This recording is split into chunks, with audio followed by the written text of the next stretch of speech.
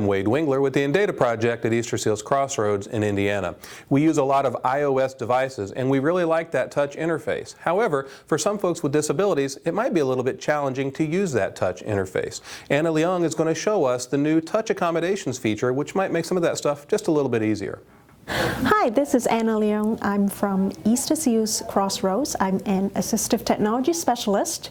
Today I would like to talk about the new iOS feature called Touch Accommodations in the Settings app. I like to talk about it because a lot of my consumers have problems touching the screen of the iPad because it is very sensitive. So that's why I want to talk about it and see what kind of features out there that can accommodate people who have problems with this. Okay, let's take a look at the Settings app.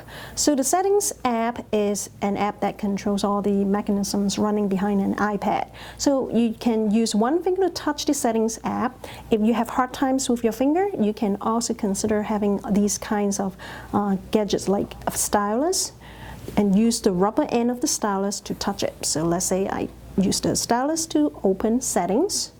And then Settings app has two columns. One is the left and one is on the right. So on the left side, try to find General. So here it goes. General is already selected. And then the right column shows the details of General.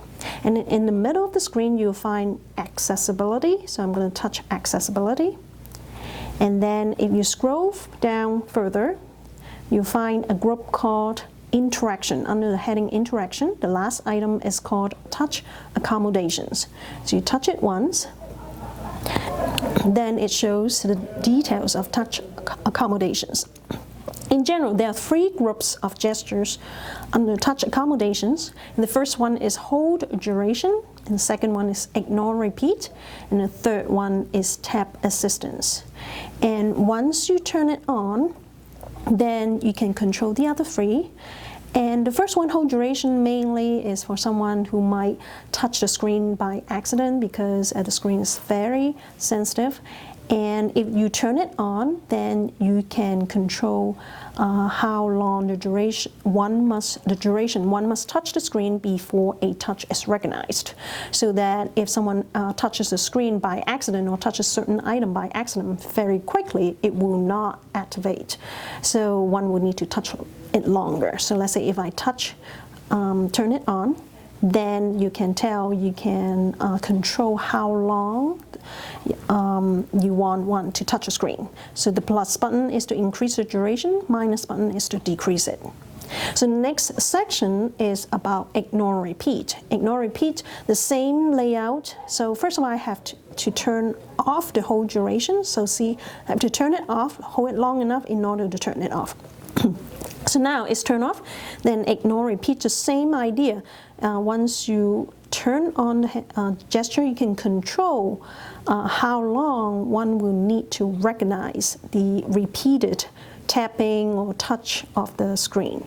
So let's say if I set it up at 0.75 seconds, then I have to keep touching it long enough to make it recognize the turn off gesture. The last one is about Tap Assistance. So some people might have tremors or they cannot control their hand muscle, so they might touch it and then their fingers might slide somewhere, and then it will recognize a different place, which is different from what the user wants it to be. So for Tap Assistance, you can control you can say use initial touch location. You can select that one so that it just recognizes the initial touch location, or final touch location, which is the second one. So let's say if I turn it on, then further down, I have to hold it long enough to make it recognize the initial touch location so that I can scroll down the screen. So once I turn it on, then Tap Assistance Gesture Delay is also showing up. And this one will let someone double tap slower. So if I increase the duration, then I can double tap slower in order to make it recognize the gesture. That's my tap tip of the day. So there's just another way to modify your iPad or your other iOS device to make that touchscreen a little easier to handle.